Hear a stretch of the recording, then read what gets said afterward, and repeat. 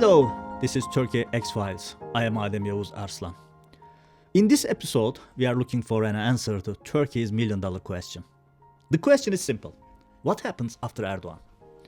Turkey is not asking if Erdogan will leave power. Turkey is asking what happens when he does. Recep Tayyip Erdoğan has ruled since 2002. He is not just a leader. He built a system. That system rests on three pillars: control, fear, loyalty. Now, the system faces its biggest test: succession. When Erdogan came to power, he promised democracy, reform, stability. What followed was the opposite. Constitutional limits were bypassed. The two-term rule disappeared. In 2017, all power was centralized. Turkey moved from a parliamentary system to one-man rule. Then came 2016, ultra-controversial coup attempt. The coup attempt changed everything. Its origins are still disputed internationally, but it became a perfect justification.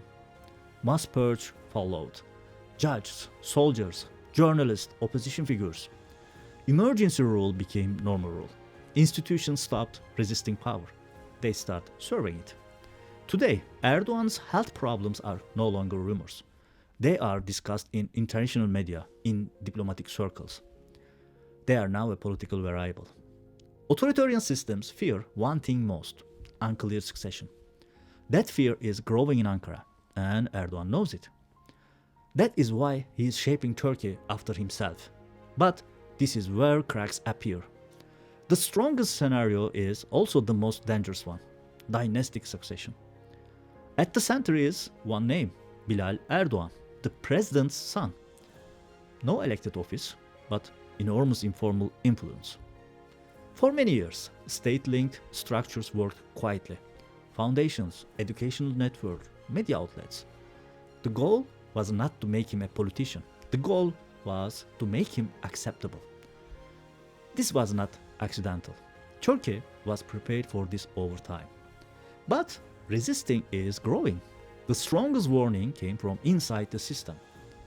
Bülent Arınç, one of the founders of Erdogan's movement, spoke clearly. This is not Azerbaijan. Power does not pass from father to son. This was not nostalgia. It was a red line. A sign that legitimacy is collapsing. The second option is state itself. Hakan Fidan, former intelligence chief, now foreign minister.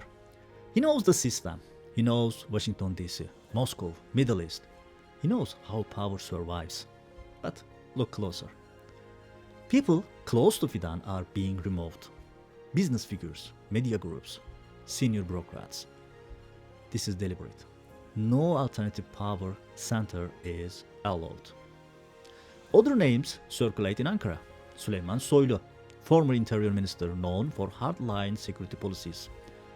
Hulusi Akar, former chief of general staff and defense minister. Numan Kurtulmuş, current parliament speaker and loyal party figure. But none of them is truly protected. In Erdogan's Turkey, only one thing matters: family. There is also a silent actor: Devlet Bahçeli, Erdogan's key coalition partner, the man who holds the parliamentary balance. He speaks little, but his discomfort is known.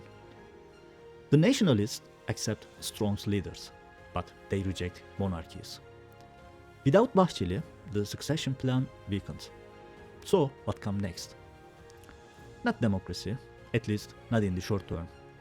Not a clean transition either. The most likely scenario is this: managed chaos.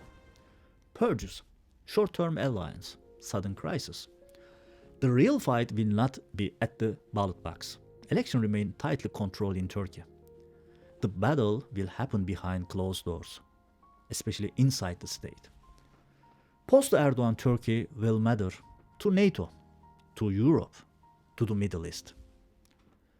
One is clear: do not expect stability. Expect a system trying to survive without its architect.